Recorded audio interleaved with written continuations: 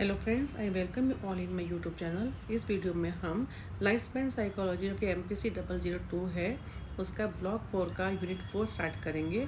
सबसे पहले मैं आपको रिक्वेस्ट करूंगी कि जिन लोगों ने मेरा यूट्यूब चैनल लाइक, सब्सक्राइब और शेयर नहीं किया वो मैक्सिमम करें ताकि मैक्सिमम स्टूडेंट्स इस चैनल का बेनिफिट उठा सकें।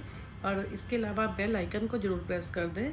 ऐसा करने से जैसे ही मैं नई वीडियो डालती हूँ आपके पास इमीडिएटली नोटिफिकेशन भी आ जाएगी और ऐसा करने से मुझे भी मोटिवेशन मिलती है और मैं आपके लिए और अच्छे से वीडियोस लेके आती हूँ। Like now we start unit 4 part 1 challenges and issues in ageing process. First of all हम इसमें क्या करेंगे, एजिंग प्रोसेस क्या होता है, उसमें एजिंग प्रोसेस इन वुमेन और मैन क्या होता है, उनमें कैसे चेंजेस होते हैं, ageing issues and challenges in early adulthood, then middle adulthood and then late adulthood. उसके बाद हमारा ये जो कंप्लीट मॉड्यूल है ये ख़त्म हो जाएगा। यहाँ से स्टार्ट होता है एजिंग प्रोसेस। एजिंग प्रोसेस क्या होता है, जिसमें हम क्या कहते हैं, एजिंग को जो हमारी एज बढ़ती है, चाहे हम बर्थ से लेकर आगे तक का टाइम होता है। ऐसा नहीं कि एजिंग का मतलब ये होता है कि हम ओल्ड एज की तरफ जा रहे हैं। इसका मतलब ये है कि जो हमारी एज बढ़ती है, कैसे हमारे में qualitative as well as quantitative जो चेंजेस आते हैं उसको हम कहते हैं ageing. Ageing is a process that accumulate changes in organism और objects over time. Human ageing process involve multidimensional changes, चाहे वो फिजिकल हों, चाहे वो साइकोलॉजिकल हो, कल्चरल हो एंड सोशल लेवल। हर तरह के जो चेंजेस होते हैं हमारी बॉडी में जब हम पैदा होते, जन्म से लेकर टिल ओल्ड एज, वो सब हमारा जो है वो एजिंग प्रोसेस में ही आता है। As soon as the individual is born their body begins to age. जो जैसे हमारा जन्म होता है वैसे हमारी बॉडी में क्या होता है, हम एजिंग की तरफ बढ़ जाते हैं। This process continues throughout our life. सारी उम्र हमारे प्रोसेस चलता रहता है। And ageing is not simply about old age. जैसे मैंने अभी आपको बताया कि ओल्ड एज का मतलब का ये नहीं है कि वो एजिंग है। एजिंग तो हमारे बर्थ से ही स्टार्ट हो जाती है। जैसे जैसे हम आगे बढ़ते हैं, हमारी एज बढ़ती है, वैसे वैसे हमारे अंदर चेंजेस आते हैं। उनको हम एजिंग प्रोसेस बोलते हैं। It is a lifelong process by which we define the social, mental, biological stages in our lives.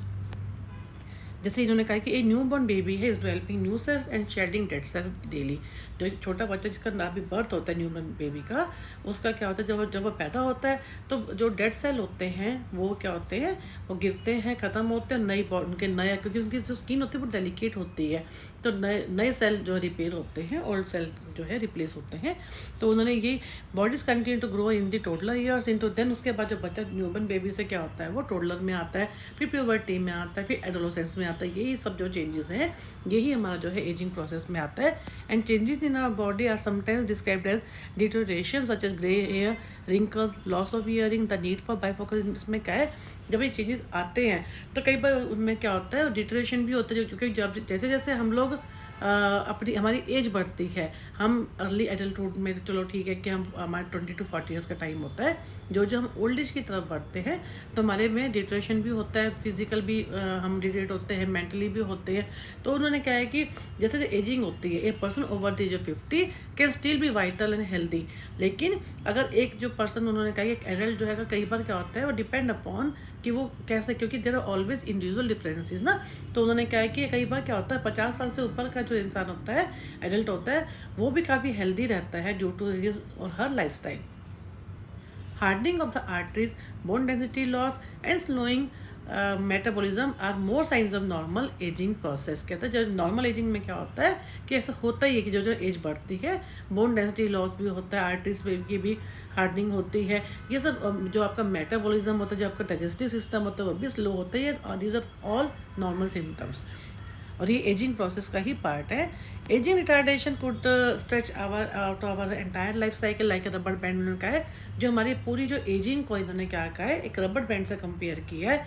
जितना हम रबर बैंड का मतलब जितना हम स्ट्रेच करते हैं उसी टाइप से इन्होंने कहा है कि हमारी जो जितनी भी स्टेजेस हैं, हमारी जो हम एजिंग की तरफ बढ़ते हैं, हमारा बर्थ से लेकर हमारे आगे तक का जो है टिल ओल्ड एज तक का टाइम होता है, हम रबर बैंड की तरह जितना हम उसको स्ट्रेच करते हैं उतनी हमारी उसमें उतनी हमारी जो स्टेजेस हैं, हमारी एजिंग प्रोसेस है ना, सब उसी के अंदर ही आ जाता है। उन्होंने क्या कि ageing process in humans is a complex biochemical process which include all the changes taking place socially, psychological. फिर से वही कि सब जो चेंजेस आते हैं, फिजिकल हो, चाहे साइकोलॉजिकल हो, चाहे सोशली हो, चाहे इमोशनली हो, ये सब चेंजेस जो होते हैं ये हमारा एजिंग प्रोसेस का ही पार्ट होते हैं।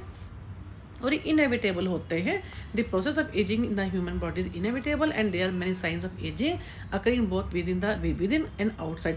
हमारे ऐसे चेंजेस भी होते हैं जो किसी को दिखते नहीं, इंटरनल होते हैं, आउटसाइड जो विजिबल होते हैं वो भी होते हैं। Ageing also known as senescence is a process that every human being goes through, but the aging process in women slightly differs from the aging process in men। कहते हैं सभी का, हालांकि सबका नॉर्मल प्रोसेस होता है, एजिंग का सबका सेम होता है, लेकिन वुमेन का क्योंकि उनका बायोलॉजिकल डिफरेंस होता है मेन से, तो उनका थोड़ा डिफरेंट होता है एजिंग प्रोसेस अदर देन जो मेंस के कंपैरिजन में। As we age there are number of changes taking place in the various system in the human body which may at times cause age related problems and disorders. Now come to सारा इन्होंने ageing के बारे में कहा कि कैसे कैसे हम जो चेंजेस होते हैं। इन्होंने फिर यहाँ पे कहा है कि ageing is a process that accumulate changes in the organism और objects over time. Human ageing process involve multidimensional changes. Again इन्होंने वही कहते हैं फिजिकल, साइकोलॉजिकल, कल्चरल है, सोशल है, आप इमोशनल भी कर सकते हैं इसके अंदर। ये सब जो चेंजेस है ये क्या होता है, एजिंग प्रोसेस ही होता है। इन्होंने फिर कहा heredity, diet, exercise, social involvement, spirituality. अगर हम सब इसमें इन्वॉल्व रहते हैं तो ये फिजिकल वेलबींग के लिए अच्छा होता है। Eating right and exercise will keep your body healthier and may stave off some of the effects of aging or at least slow the aging process। अगर हम अच्छे से अपना जो है डाइट पे ध्यान देते हैं, हेरिडिटी फैक्टर तो खैर रहता ही है, इसके अलावा क्या डाइट है, एक्सरसाइज है, सोशल इन्वॉल्वमेंट, हमारा फिर जो हमारा जो है फ्रेंड सर्कल अच्छा होता है, सोसाइटी अच्छी होती है, नेबर्स से हमारा अच्छा तो आपस में तालमेल होता है, या हम स्पिरिचुअली साउंड होते हैं, अपने आप को लाइक हम वर्शिप वगैरह जिसको बोलते हैं, या एक्सरसाइज वगैरह अच्छे से करते हैं, अच्छा ईटिंग राइट है, ठीक से खाते हैं, तो ये सब चीज़ों से हमारा जो एजिंग है हम उसको डिले कर सकते हैं। And women are naturally obsessed with their looks and their world revolve around their looks and looks only. इन्होंने कहा जब जो एजिंग होती है, वुमेन जो होती हैं वो अपने लुक्स को लेके बहुत ज़्यादा कॉन्शियस होती हैं। उनको लगता है कि जो एजिंग हो रही है तो उनकी जो लुक्स है वो जो है मतलब कि वो जो अट्रैक्टिव होती है वो कम दिख रही है, उनको ऐसा लगता है वुमेन को, क्योंकि रिंकल्स आ जाती हैं जो एज बढ़ती है। तो इसलिए क्या होता है, ageing is an inevitable natural process and there is no treatment for ageing process. का कोई ट्रीटमेंट तो है नहीं, हम अपने हेल्दी लाइफ स्टाइल से हम उसको डिले कर सकते हैं। Although it is true that women face much different challenges that men in aging process, the key to fight aging process in women solely depends upon her perspective about life। if she decides to act age gracefully nothing can do. इन्होंने कहा है कि women अपने health को लेके, अपनी physical जो look है उसको लेके बहुत कॉन्शियस होती हैं, तो उन्होंने कहा कि अब भी अगर वो चाहती हैं उस हिसाब से, अगर वो अपनी लाइफ को डिसाइड टू एज ग्रेसफुली, अपनी अच्छे से उस लाइफ को अपनी कोई ग्रेसफुली जीना चाहती हैं तो उसको कोई रोक भी नहीं सकता, क्योंकि वो उतनी उनमें विल पावर बहुत स्ट्रांग होती है लेडीज़ में। तो इन्होंने ये सारा एजिंग के बारे में ही है कि कैसे कैसे मिडल कैसे अर्ली एडल्टहुड में जो होता है, कैसे पार्टनर साथ में रहते हैं। इन्होंने कहा है ना, ageing from the male perspective is frequent associated with loss of physical and mental function and vitality. जो एजिंग में जो मेल साइड से हमने अभी वुमेन का देखा कि वो हेल्थ को लेके, अपनी फिजिकल उसको लेके कितनी वो होती हैं, कॉन्शियस होती हैं। मेल को लेके उन्होंने कहा कि उनकी जो loss of physical mental function and Vitality slowly क्या होता है, मैन के अंदर जो है उनकी डिटेरियोरेट होना शुरू कर देती है physically and mentally body. And during middle adulthood में ये तो हो गया अर्ली के बारे में। फिर उनका मिडल में क्या होता है, the two primary long term relationships characteristic are cohabitation and marriage. Cohabitation क्या होता है, जिसमें लोग जो होते हैं या तो मैरिज से पहले, जैसे मान लो आप 20 to 40 ईयर्स में हमने अर्ली में किसी का कोई ट्रेजेडी हो जाती है, किसी का लाइफ पार्टनर नहीं मिलता, तो क्या होता है वो कोहैबिटेट का मतलब क्या होता है कि वो मैरिज से पहले लाइक जिसको हम बोलते हैं लिविंग रिलेशन में रहना विद द पर्पस ऑफ, या तो इसलिए कि वो मैरिज करने के पर्पस से, या as a alternative to marriage. किसी का जो है फैमिली में कोई प्रॉब्लम है, पार्टनर से अच्छी नहीं बनती है, तो उन्होंने कहने का मतलब उन्होंने कहा है कि एक एग्जाम्पल ये two primary long term relationship कौन से होते हैं, कोहैबिशन एंड मैरिज। एक तो वो जो कि लीगल है, दूसरा वो जो कि लीगल नहीं है।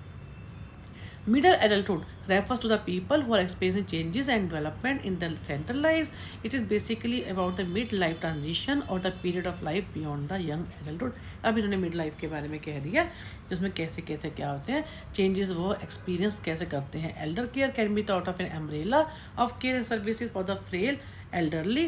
These include a broad range of services including meals, socialization, personal care, light housekeeping, residential facilities and adult day care. इसमें इसका मतलब क्या है कि जो एल्डर केयर में जो मिडिल एडल्टहुड के लोग होते हैं, अगर वो अपने पेरेंट्स को भी घर पर साथ में रखते हैं तो उनके लिए उनको ये सर्विसेज जो हैं, ये इस ब्रॉड रेंज जो सर्विसेज होती हैं, ये सब उनको प्रोवाइड करानी पड़ती हैं।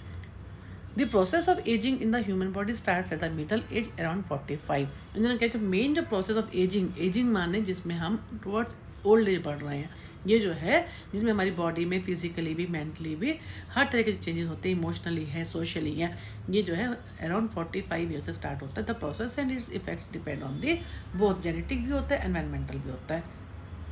तो उन्होंने क्या कहा, to understand the human ageing process better, let us try understand the cellular changes that occur along with the ageing process. Cellular changes क्या होते हैं, जो कि आपके समय के साथ जो कि ऑटोमेटिक होते हैं, जिसको हम जो है जिसको हम बोल सकते हैं कि आपके जो एजिंग होती है वैसे वैसे आपकी बॉडी में किसके अलग अलग तरीके से, जिसको या हम इसको डीजेनरेटिव भी कह सकते हैं। डीजेनरेटिव का मतलब क्या है, हमारी जो नर्व्स होती हैं वो जैसे जैसे हमारी एज बढ़ती है वैसे वैसे क्या होती है, हमारी नर्व्स जो होती हैं वो वीक होनी शुरू हो जाती है। Ageing causes some amount of reduction in the rate of human cell multiplication and also causes some of the cells to function inappropriately। जो हमारी एज बढ़ती है above 45 इन्होंने दिया हुआ है, उसके बाद क्या होता है कि जो हमारी एज बढ़ती है वैसे वैसे हमारी जो है ह्यूमन सेल जो मल्टीप्लिकेशन है उसमें रिडक्शन होती है, जो जिससे हमारी जो प्रॉपर फंक्शनिंग होती है वो थोड़ी सी उसमें स्लो हो जाती है। And it also interfere with the growth and development of the body tissues which leads to the development of various immune system related disorder. Simple इन्होंने यही कहा है कि जो हमारी एज बढ़ती है तो ऐसे से हमारे अंदर जो है ये चेंजेस आते हैं।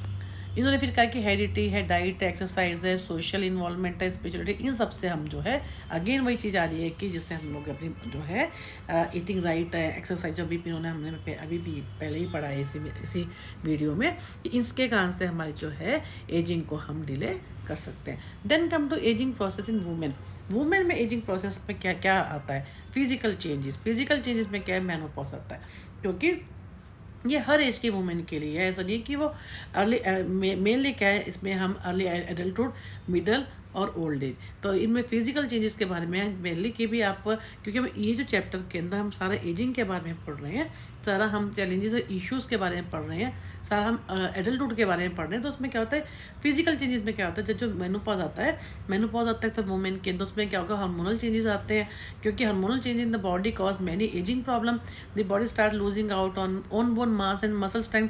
जब वुमेन का मेनोपॉज आता है तो उससे पहले भी उनको प्रॉब्लम होती है, उसके बाद भी होती है, कई फीमेल्स को तो ऑस्टियोपोरोसिस हो जाता है, अर्थराइटिस हो जाता है, कोई ना कोई साइड इफेक्ट आ जाता है, तो वही उनको रिंकल्स बिगिन टू अपीयर, और इम्यून सिस्टम है वो उतना ज़्यादा स्ट्रॉन्ग उनका नहीं रहता।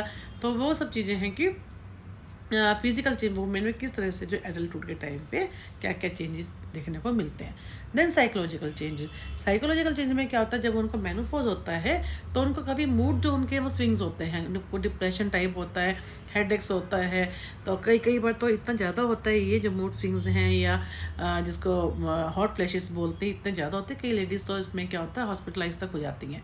तो इसमें वो है कि मेनोपॉज के बारे में दिया हुआ है कि hormonal changes during menopause bring about plethora of behavioural changes in a woman, क्योंकि उसमें क्या होता है वुमेन के अंदर बिहेवियरल चेंजेस भी आते हैं, डिप्रेशन, क्योंकि हार्मोनल चेंजेस हो रहे हैं ना मेनोपॉज में, तो वो उनके थोड़ा उस हिसाब से दे रखा है कि उनको डिप्रेशन भी हो जाता है, क्योंकि to send many women into depression, emotional insecurity हो जाती है, horn their mind due to the fear that she is no longer physically active. उनके मन में साइकोलॉजिकल चेंजेस हम कर रहे हैं, तो उसमें क्या होता है जब आप उनको लगता है कि मेनोपॉज हो गया, तो अब क्योंकि वो इतनी इस एज में आ गई है, मेनोपॉज कब होता है जब 45 से ऊपर होता है, जब आप 45 से ऊपर की जो एज होती है, तो उनको लगता है कि अब तो वो ना तो वो बच्चे पैदा कर सकती हैं, ना वो उतनी अट्रैक्टिव है, तो उनका जो partner her spouse may not love हर, तो ये सब चीज़ें जो है या उतनी देखने में उतनी अच्छी नहीं है, लगती उतनी अट्रैक्टिव नहीं लग रही, तो इसका ये सब चीज़ें तो उनके अंदर जो है देखने को मिलते हैं। These are all the psychological changes. Then come to social changes. During aging process in women, their social life entirely depends upon their own attitude towards life and most importantly their health. ये क्या है, ये जो social changes है उनके ऊपर खुद के ऊपर डिपेंड करता है कि उनका उसके लिए क्या एटीट्यूड है। Some women due to their poor health और सम अदर रीजन में completely shut themselves away from the world. अब उनको लगता है कुछ कुछ फीमेल्स तो अपने आप को क्या करती है, वुमेन अपने आप को ये सोच करके, ये तो उनकी पोर हेल्थ है, उनको मेनोपॉज हो गया, या अभी अपने आप को सोचते हैं हम इतने अट्रैक्टिव नहीं लग रहे, एनीवे कुछ भी जो रीज़न हो सकता है, अपने आप को वो अपनी जो बाहरी दुनिया से अलग कर लेती हैं। While the other more out going group में एंगेज देमसेल्फ, जबकि कुछ कुछ वुमेन क्या करती हैं, अपने आप को कम्युनिटी एक्टिविटीज़ में लगा लेती हैं, अपनी किटीज़ ज्वाइन कर लेती हैं, अपनी हॉबीज़ होती हैं, उनके इंटरेस्ट होते हैं। तो इट ऑल डिपेंड, जो है इंडिविजुअल टू इंडिविजुअल डिपेंड करता है ना, कि दे ऑलवेज इंडिविजुअल डिफरेंस। हमने अभी हम साइकोलॉजी में यही पढ़ते आते हैं कि देर ऑलवेज इंडिविजुअल डिफरेंसेस। तो इन्होंने एक तरफ तो ये है कि कुछ वुमेन ऐसी होती हैं जो अपने आप को डिटैच कर लेती हैं, कुछ ऐसी होती है जो अपने आप को कम्युनिटी एक्टिविटीज़ में लगा लेती हैं। And most women this age group are financially settle तो होती हैं, क्योंकि वो जब वो मेनोपॉज हो जाता है, उनको काफ़ी ओल्ड एज में आ जाती हैं, तो no doubt they are financially settled and have a family that is no longer dependent upon them. उनकी जो फैमिली है वो उनके ऊपर वो जो है डिपेंडेंट नहीं है। 10 सब बच्चे भी बड़े हो जाते हैं ना, कहने का मतलब ये है। तो now this is the period pose is a golden chance for them to live the life और देम, अपने लिए वो लाइफ जो है जीती है। Then come to ageing process in man में कैसे एजिंग प्रोसेस होता है, उसमें क्या है, ageing from the male perspective is frequently associated with loss of physical and mental function and vitality. उसमें एक बार आ जाता है कि मैन के अंदर जो एजिंग होती है, तो उनकी जो मेंटल और फिजिकल दोनों हेल्थ होते हैं, वो उन पे इम्पेक्ट आता है। कैसे आता है, the implied stigma that comes with ageing often prevents man from dealing with important health issues associated with the process. Ageing process in man has always been related with the decrease of mental and physical function. The ageing process in man brings physiological changes in body. Again उन्होंने वही physical changes और mental changes के बारे में वो कह रहे हैं। Man in the middle as do bulge around the middle due to accumulation a lot of unburned fat and lack of exercise. जब मिडल एज में कौन सा होता है, 40 to 60 ईयर्स का जो टाइम होता है, इन्होंने उसके बारे में कहा है। उसमें क्या होता है, वो एक्सरसाइज कम, अगर कुछ लोग जो है, ऐसा नहीं कि वो सभी के लिए होता है, ये जनरल उन्होंने कहा है कि कई बार जो है उनकी बॉडी जो बेली के आसपास जो है फैट हो जाता है, unburnt fat and lack of, क्यों, लैक ऑफ एक्सरसाइज के कारण। Ageing process in man does not treat all the man in the same way. Here again कि there are always individual differences. कुछ मैन अलग ढंग से अपनी एजिंग को लेते हैं, कुछ अलग ढंग से लेते हैं। The way you notice a grey hair standing out among the rest of a black hair, you may observe your boss who is senior in age to you darling dieting from one place to another as he 16। कहने का मतलब वो क्या कह रहे हैं कि उनके जो एक एज के साथ साथ जो है उनके जो बाल होते हैं, वो नोटिस करते हैं कि वो ग्रे हो जाते हैं, वाइट हो जाते हैं। और जो उनका जो बॉस होता है, भले ही आप उनसे सीनियर हो, तो लेकिन वो कहता है वो जो है आपको अभी भी वो सीनियर ही रहता है, और आपको एज ए जूनियर वो ट्रीट करता है। Then come to whole health. Whole health में क्या होता है, when the ageing process starts a whole food diet. अब क्योंकि होल हेल्थ में क्या है, आपकी फिजिकल हेल्थ भी डाउन हो रही है, सोशली भी आप डाउन हो रहे हैं, इमोशनली भी हो रहे हैं, मेंटली भी हो रहे हैं। उसमें क्या है, इस केस में क्या होता है, आपको रिच जो फाइबर रिच डाइट होती है वो लेनी चाहिए, लो इन सैचुरेटेड फैट लेना चाहिए, जिसमें न्यूट्रिएंट ज़्यादा हो। उससे कि ईटिंग फ्रेश वेजिटेबल, अगर ज़्यादा फ्रेश वेजिटेबल खानी चाहिए, फ्रूट ज़्यादा खाने चाहिए जो कि एंटीऑक्सीडेंट जिनमें ज़्यादा हो, है ना। एंड रेड्यूस, जो जिनसे क्या होता है, फाइबर क्या होता है, help reduce the risk factors for cancer. कहने का मतलब कि फॉर ओवरऑल आपको अच्छी डाइट लेने से, एक्सरसाइज करने से, ये फ्रेश वेजिटेबल लेने से, फ्रूट्स अच्छे से लेने से, तो क्या होता है, आपकी जो है एजिंग आप डिले कर सकते हो, आपकी ओवरऑल जो हेल्थ होती है वो अच्छी होती है। Next come to mental health. Mental health is a important concern for many man. इनमें क्या होता है, कई बार जो एजिंग की हम बात कर रहे हैं, जो है मिडल एडल्टहुड या हम ओल्ड एज की भी बात कर रहे हैं, तो क्योंकि हमने ओवरऑल हम जो है एडल्टहुड की ही बात कर रहे हैं ना, इसमें अर्ली में तो इतनी प्रॉब्लम नहीं होती है, बट मिडल में और ओल्ड एज में काफ़ी प्रॉब्लम हो जाती है। तो अल्जाइमर और डिमेंशिया, ये दो ऐसी प्रॉब्लम है जिसमें जो भूलने की बीमारी हो जाती है। तो ये बहुत कॉमन भी होती है। जो हम एजिंग होती है 65-70 ईयर्स के बाद, तो आप देखेंगे कि तो बहुत लोग ऐसे होते हैं जिनको भूलने की प्रॉब्लम हो जाती है, जिसको अल्जाइमर डिजीज़ कहते हैं, डिमेंशिया कहते हैं। तो उसके लिए इन्होंने क्या है, herbal extract like ginkgo biloba and neutral like, इन्होंने इनका नाम दे रखे हैं कि अगर हम ये सब चीज़ें अगर हम लेते हैं, ए component of fish oil can greatly assist in promoting mental health and function. अगर हम ये सब चीज़ों को लेते हैं तो थोड़ा सा हमारी जो मेंटल हेल्थ होती है वो और उनकी फंक्शनिंग जो है वो अच्छे से होती है। ये सारे इन्होंने जो इस स्टैंजा में स्टैंडर्डाइज जिंक एक्सट्रैक्ट दे रखे हैं ना, ये सारे इन्होंने मेडिसिन के बारे में दे रखे हैं, हर्बल मेडिसिन। अगर आप इनको लेते हैं तो मेंटल हेल्थ जो होती है वो थोड़ी साउंड रहती है। देन हार्ट हेल्थ, इसमें क्योंकि कार्डियोवास्कुलर डिजीज होने के भी चांसेस रहते हैं। The most obvious concern for man as the age is heart health and disease. Cardiovascular disease क्या होती है, जिसमें हार्ट के रिलेटेड प्रॉब्लम होती है। डाइट और lifestyle play a significant role in the progression of cardiovascular disease and are also central to treatment। उन्होंने क्या कहा है कि जितना ज़्यादा हम लोग जो है अपनी लाइफस्टाइल को, अपना खाने पीने को ठीक रखेंगे, उतना ही क्या होता है, हमारे जो कार्डियोवास्कुलर डिजीज होती है हम उससे बचेंगे। क्योंकि उन्होंने क्या कि natural medicine can play a key role in helping to reduce the risk. अगर नेचुरल तरीके से हम अपने आप को ठीक रखते हैं तो उससे हमारी जो हार्ट जो हेल्थ होती है वो अच्छी रहती है। हाई फाइबर फूड्स हैं and a reduce intake of meats high in fat combined with a programme of daily exercise and stress reduction technique have shown very positive result in even the worst health heart disease. Then prostate health, क्योंकि हम mail की बात करें, main की बात करें तो इसमें क्या होता है, प्रोस्टेट का भी, क्योंकि वो मिडल में और मतलब कि अराउंड जो 50 ईयर्स से ऊपर के मेल होते हैं उनमें प्रोस्टेट होने के चांसेस बहुत ज़्यादा होते हैं। कि उसमें क्या होता है, जो हमारी प्रोस्टेट ग्लैंड्स होती हैं वो इनलार्ज हो जाती हैं, इनलार्ज प्रोस्टेट हो जाता है। तो ये उसके बारे में ये है कि जो है इसमें मैन के अंदर ये भी एडल्टहुड में ये भी चेंजेस आते हैं। देन है स्केलेटल हेल्थ। स्केलेटल हेल्थ में क्या होता है, joint and bone health issues are also common problem for man in which past sports injuries and wear and tear can lead to osteoarthritis. इसमें भी अगर किसी को स्पोर्ट्स इंजरी हुई है तो उससे क्या होता है, पिछली अभी कोई उनकी हिस्ट्री में है तो ऑस्टियोआर्थराइटिस होने के चांसेस होते हैं। As one ages one connective tissue is not able to repair itself as efficiently as when, क्योंकि अगर कोई किसी को अर्थराइटिस है या किसी कोई इंजरी हुई है, स्पोर्ट्स इंजरी कुछ भी ऐसे होता है, तो क्या होता है वो जितनी जब वो यंग एज में होते हैं, यंग जो है 20-40 के टाइम पे होते हैं, एडोलेसेंट्स होते हैं या अर्ली एडल्टहुड में होते हैं, जितनी स्पीड से उस समय रिकवरी होती है उतनी स्पीड पे इसमें रिपेयर नहीं हो पाती। तो इसलिए कहते हैं कि ओल्ड एज के अंदर आपको जो है गिरने से, फॉल से या कोई किसी तरह की जो है बोन इंजरी से बचना चाहिए।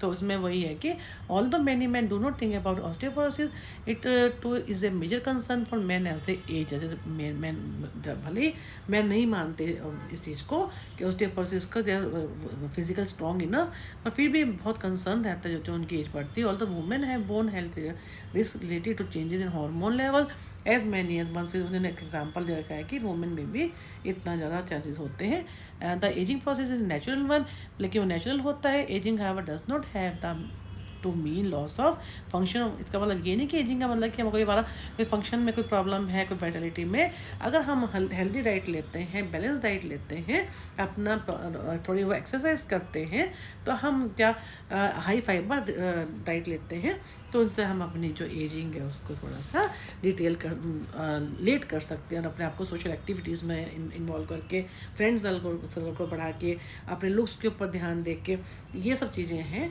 तो इस तरह से अभी जो हमने पढ़ा है सारा एजिंग प्रोसेस कैसे मैन और वुमेन में होता है, इस वीडियो को हम यहीं पे ख़त्म करते हैं। नेक्स्ट वीडियो में हम पार्ट 2 स्टार्ट करेंगे, जिसमें हम इसके बारे में एजिंग इश्यूज़ कैसे होते हैं और चैलेंजेस जो है अर्ली एडल्टहुड में कैसे होते हैं इसके बारे में बात करेंगे। Thank you for watching my YouTube channel.